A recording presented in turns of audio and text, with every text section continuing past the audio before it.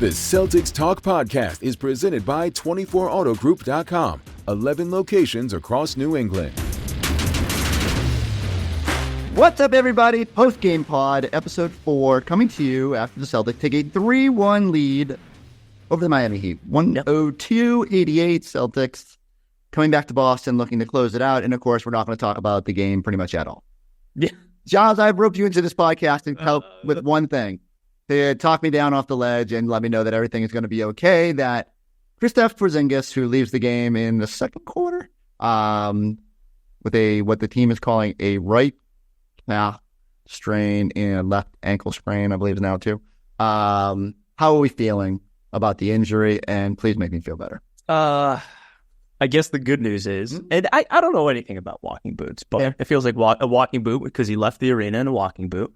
That's usually a precautionary thing, you know. I mean, I think I've seen guys. It's not like he was on crutches or anything like that. So he's at least in the walking boot, walking, in his suit. So he had to put his suit back on, Chris. If you're in a ton of pain and discomfort, right, probably not throwing back on your Miami Vice. You leave your game shorts on. You're just hopping right on the plane, anyways, you know. So maybe you could see that as being encouraging. I like where this is going. You're really like trying to sway. Oh, the tweet is the most encouraging. Yeah, you hopped on Twitter like pretty much right away, right after he was spotted in the like pretty much he's in the walking boot and tweeting at the same time. Right. So he's up and he's congratulating Derrick White on the game and letting people know he's doing the flexing emojis. So you're not going to see him again in this series, which by the way should only last one more game. Heaven help us all. The next series you can probably win without him. Feel good about that. Okay. So, if I had a calendar right here, I'd be circling May 21st. That is the date. That's when the Eastern Conference Finals. Potential move up to as early as May 19th if both sides of the bracket were to go quick. But, the other side should be potentially a little bit more interesting. We'll see if we're projecting, let's say, Knicks Pacers, we'll see how that goes. But, I'm with you. Like, I feel pretty comfortable that you felt pretty good about whoever emerges from Cleveland or Orlando. They're both youngish teams. We can talk about Donovan Mitchell and how much that might scare you, or given that the Magic have given you some headaches, or Eddie House is going to go through it if that is the series. But in general, I think you feel like totality of talent versus one another, Celtics should feel good about that. Even without Kristaps Porzingis, it just means everyone else is going to have to go up a little bit. You're going to need a little bit more from Drew Holiday. You're not going to get away with so many clunky nights like Jayson Tatum and Jaylen Brown had even in this one. But you did get 38 points from Derrick White in this one. You're probably not going to get that again. Well, I mean, can you say no? No. I guess what I guess maybe not 38, but like I feel it. Some of their parts did what they had to do tonight. It was just that Derrick White was more disproportionate than it normally is. Fair, but in a good way. And so I was joking throughout our show that all the Heat fans were wearing, both of them were wearing whiteout shirts inside the Derrick White Center. And Derrick White has the best night of his career. He does, and that was phenomenal. And look, they get the win. It's time to close this thing out. But again, you're looking at it and just wondering, because that's the other thing too. Like I don't know when we're going to hear anything on Porzingis on Tuesday. So I mean, okay, you fly back tonight. I don't think they're going to wake him up at 6 a.m. to get him in the imaging machine. So you let the guy sleep and get him in there and stretch it out, make sure the swelling's gone down, all the stuff that has to happen. They'll know quick, and then we'll see how quickly the news gets disseminated.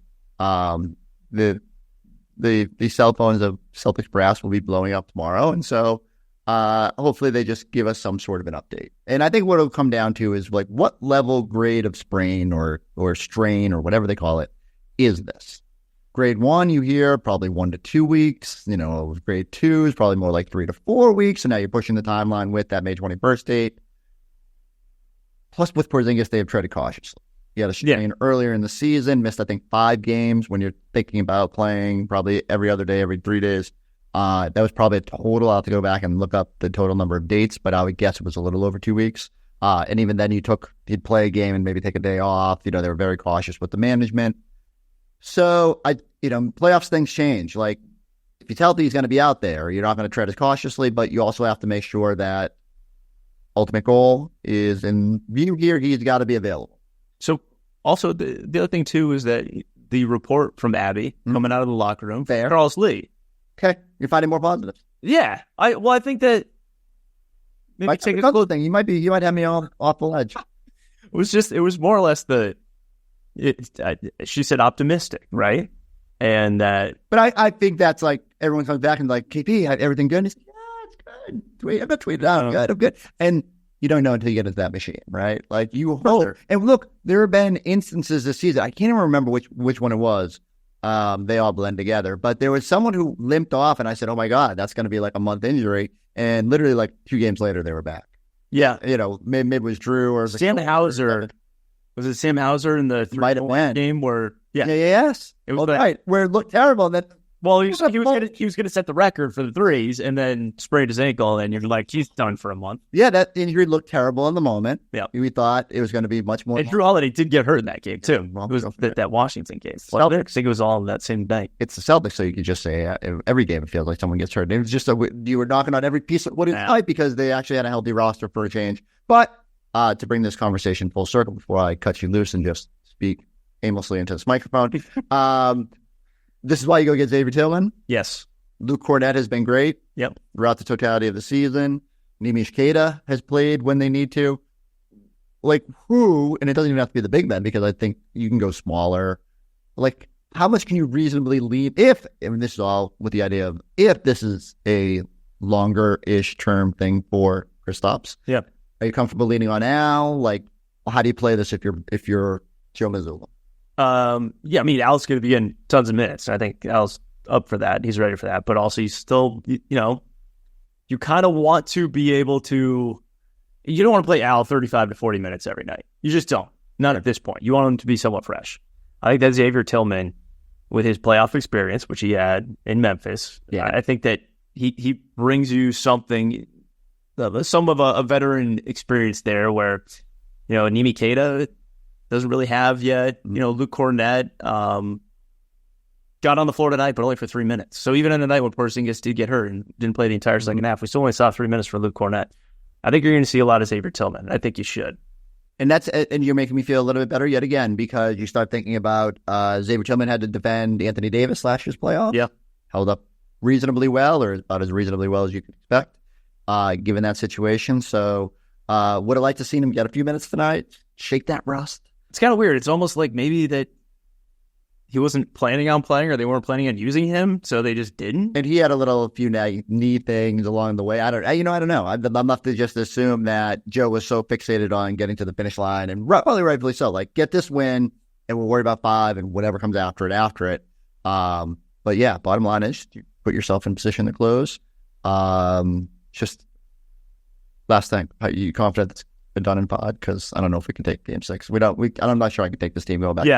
No, I think that again, there was something about the way that Jayson Tatum, when he was doing the walk-off interview with Abby, answered the question about play at the end there with Bam Adebayo, and it's like, did you say anything to Bam? Or he's like, no. I was like, Jayson Tatum, like a lot of Celtics fans out there, is so done with the Miami Heat. He is just so done with all of the just like the way they junk things up and just constantly leaning on you, touch, and you just grab and pull and push and like all that. You can just tell he is done with this series. He's done with playing this team. Now, think how many times they played over the last 5 years. 714. Yeah. Okay. So he's you can just feel that. So he's not going to allow this thing to go to a 6th game. All right. You succeeded. You made me feel better? I did. Yes. You're going to leave and I'm going to be totally despondent. But go ahead. Get out of here, Giles. This time anyway. Thanks, man. I'll take this thing to the finish line. All right. Giles did really make me feel better. Not that again, we can't react too much until we know exactly the severity of this injury, and we will be waiting on Tuesday to find out exactly what the Celtics reveal about Porzingis' status, and hopefully don't have to wait till Wednesday morning and shoot around or whatnot. Hopefully get some sort of an update because there will be plenty of interest around that situation. It shouldn't be lost in this matchup, like just how good Derrick White was. 8 3-pointers, 2 dunks, including one over Bam. Derrick White, that's why Joe started this podcast about they need to rename it. This arena changed names 47 times from cryptocurrency to whatever Kaseya Center is now. And maybe they should just call it the Derrick White Center. From his Game 6 tip-in to what he did in this game, Derrick White has been phenomenal inside that building. And especially on a night where Jayson and Jalen just really didn't have their finest nights. And what a luxury to have a guy who is pretty steady. Like, this has been a really great series for Derrick White in terms of what he's been able to give you on a night in and night out basis. There's been some days where, he kind of like feels like he's not going to be a part of the night. And then boom, there's a little third quarter burst where he gets 5 field goals, 12 points. I think we saw the number was something like 4 double-digit quarters in the past 2 games in terms of scoring. So Derrick White is just he's really important to what happens, especially now. Like, let's say Kristaps Porzingis is going to miss time. Like, you're going to need to get scoring in different ways. And boy, Derrick White could be vital to helping to weather that. And Drew Holiday is going to have to go up a level and maybe give a little bit more on the scoring side than you need. And I think the natural inclination will be to think about all the bigs and how you fill those minutes. But it might just come down to playing smaller. Could we see Jayson Tatum at center? And again, some of this could all be irrelevant. I need to preface everything with let's wait until to find out what we see from the injury report. But what I do know is that the Celtics are now in position, taking care of business, taking care of 2 games down in Miami. No small feat even for 2 teams that have done well in each other's building. The Celtics need to finish off this series. We don't need to see any more Bam contests with Jayson Tatum tripping and rolling his ankle and just adding to the list of moments in this series. And I'm running out of Miami-ish shirts. If you're listening on the audio version, I have like Jaguars and stuff on today, and evidently not as lucky as the Saved by the Bell shirt, where the Celtics remained healthy and got to the finish line of a far more satisfying win that was not tempered by any injury losses. So buckle up. Let's see what happens. A lot of this will be a kind of a crazy 24 hours as we wait, find out just what the severity of this injury is and how it impacts the Celtics moving forward. I can tell you, but plenty of reaction here. Maybe more podcasts coming up. All right, let's get to more of our post-game pod. Look no further than the award-winning 24 Auto Group. With over 2,600 vehicles in stock, the brands you love, backed by the savings and service you can count on. Visit today or shop online at 24autogroup.com. You talked about being empowered. What's this season been like for you? You've obviously, it seems like you've been unlocked, and empower is kind of a good word to just kind of be yourself, be kind of the best player you can be. Yeah, I think it started with Joe. He's ever since he took over, like, he's just giving me the most confidence, and I could talk to him, he could talk to me, and just that relationship is just getting better and better each day. It's amazing to play for him, and I love it. And then obviously the teammates. We got such great players on the team, but they allow me to do what I do and believe in me, and I think that's big.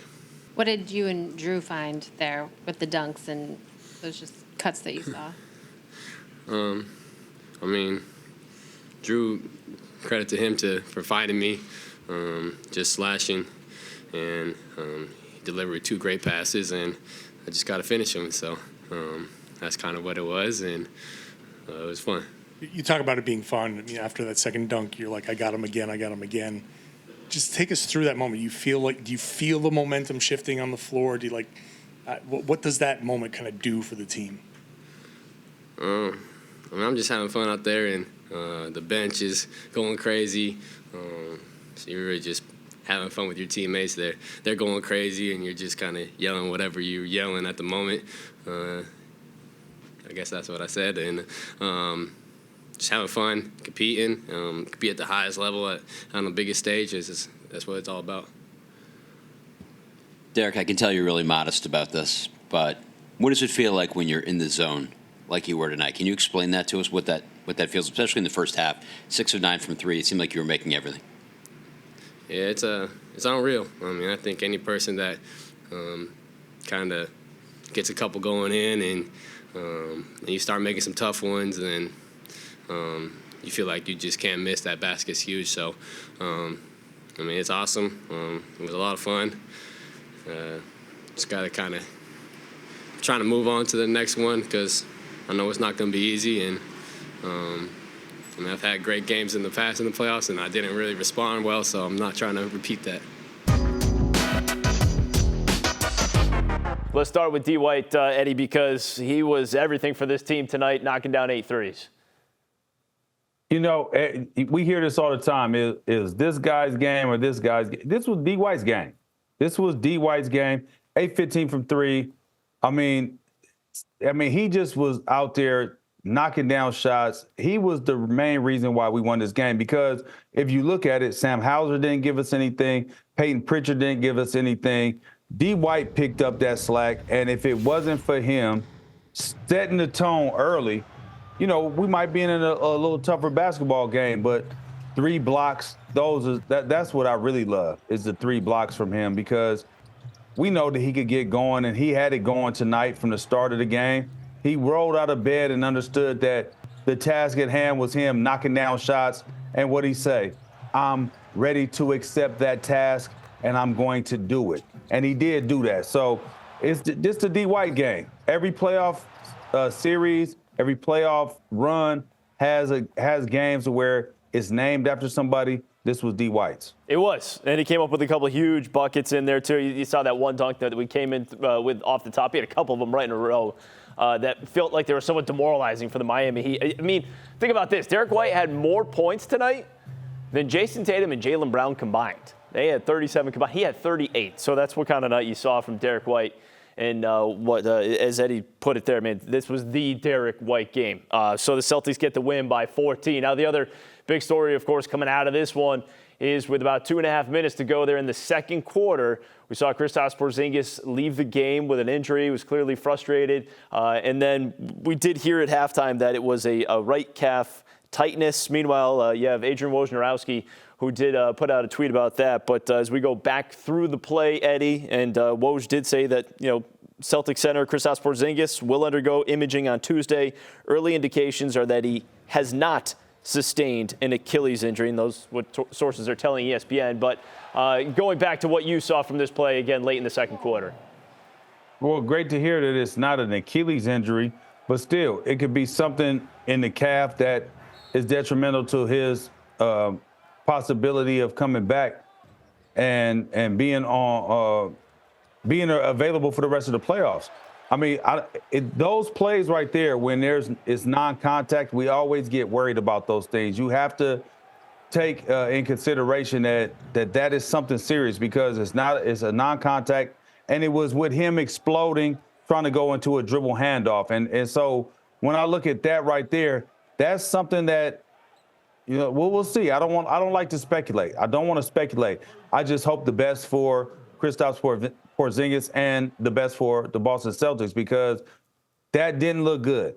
And the one thing we do know is he is the X factor for this team. I love the way that everybody stepped up today. Derrick White picked up a lot of slack. I mean, still, regardless, we need Kristaps Porzingis if we're going to win a championship.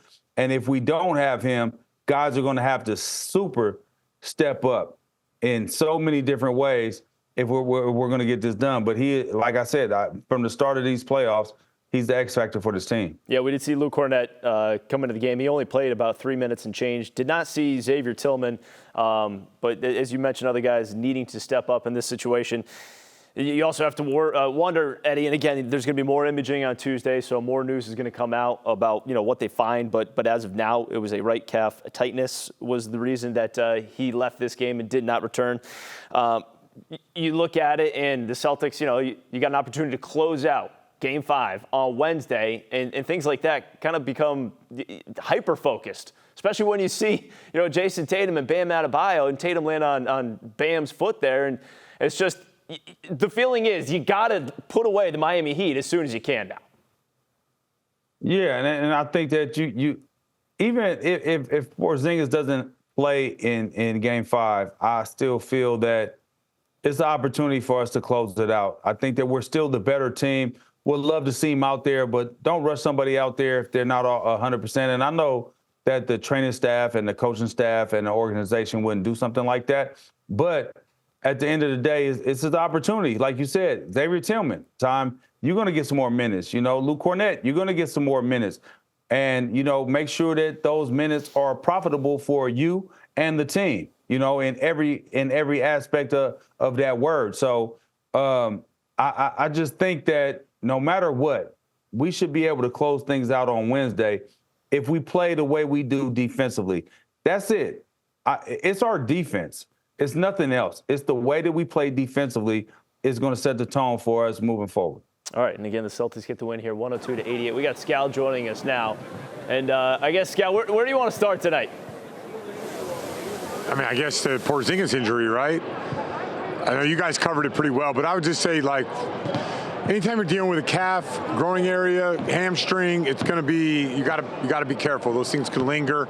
You saw what happened to Giannis, and Giannis hasn't played a game yet. So, I love our medical staff, our sports science department. These guys are going to be working around the clock to get Porzingis back and right. But obviously, for us to win a championship, I always feel like we have to have all hands on deck. But I do, if you just look at the Eastern Conference and the way it stands right now, we could carry an injury, and we can probably carry a Porzingis injury if we had to with a Luke Cornett or a Xavier Tillman. I thought everybody just stepped it up. I thought Al was tremendous, only taking 5 shots, but his defense, his physicality, and then, what Peyton, Sam, and Luke have done throughout the whole season. So it's going to have to be from everybody.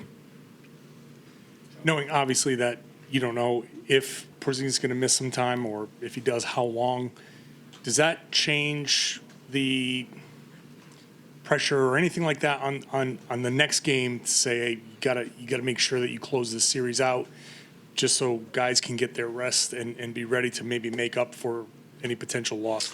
No, nothing changes. Bringing the same mindset, intentionality, toughness, details to the next game, regardless of who's available. It doesn't matter. There's no difference between the regular season and the playoffs. And, all year we've had guys step in and play. So the most important thing is execute the game plan and bring the mindset and the toughness it takes. Jason, first of all, how's the ankle? I'm fine. I'm good. Well, I know you and Bam are close. What did he say to you after the play? Nothing. I wouldn't worry about it. Move on to the next play. We still had a game to win. You guys did that even with Kristaps Porzingis going out in that first half. What was said in the locker room? We got to play better. We had a lead. Team that's not going to give up.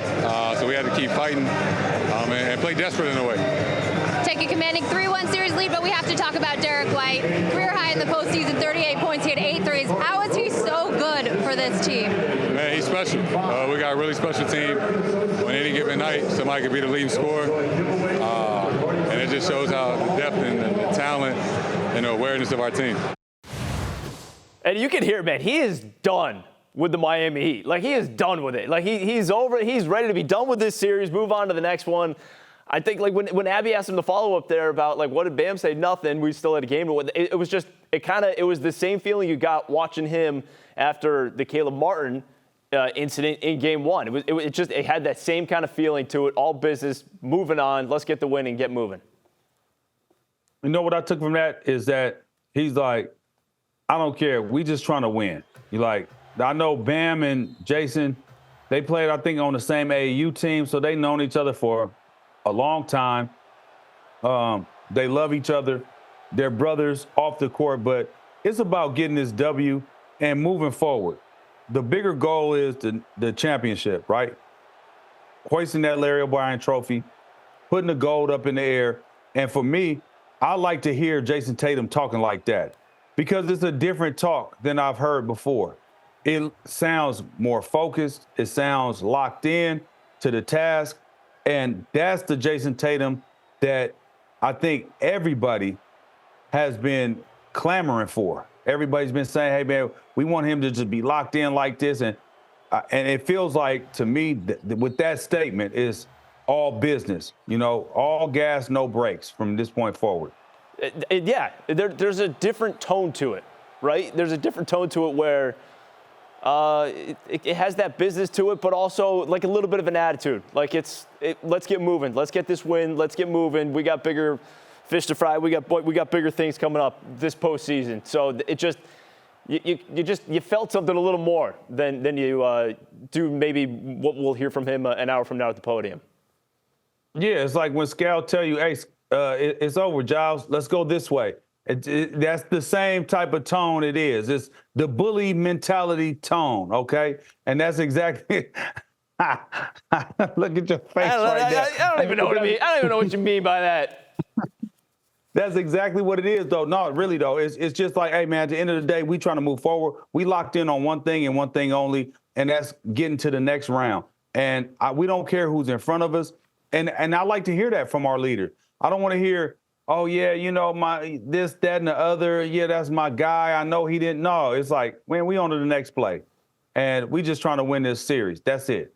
And D. White is great. And it's going to be somebody every single night because Jayson Tatum, believe you me, just like you know, I know, everybody that's watching this knows it's going to be Jayson Tatum, Jaylen Brown that's going to take us to the promised land. I don't see you get as fired up as you did when that happened with Adebayo and with Tatum. What were you saying to the refs? What were you seeing on that play? Yeah, I know that we get to playing around and trying to contest shots after fouls and things like that, but you know, there's levels to contest, and if a guy is shooting and the play's over with, just kind of let him be. I know he's trying to compete over there, but I was just mad. You know, I don't want to see any of my guys get hurt or anything like that. So thankfully JT's fine, but it could have been bad. I mean, y'all saw it. I shot the ball afterwards, landed on his foot. Same ankle that I hurt in Game 7 last year that I hurt against the Warriors, that I tweaked against the Clippers. So didn't feel good at first, but I mean, yeah, it was just that. And I don't want to make it a bigger deal than what it is. A little play, I wasn't tripping, moved on, kept playing, was worried about the rest of the game. And just while you're down there, Al is leaning into the refs. I mean, what was it like to see Al come in there and show a level of fire that we don't usually see? No, I mean, that's the OG, man. It's, you know, we all on the team together. We all brothers. So, right or wrong, you gotta ride with your brother, and you know, that's what we do. We see something we don't like, or you know, whatever it is, you know, we stand up for each other, and we, you know, it's contagious.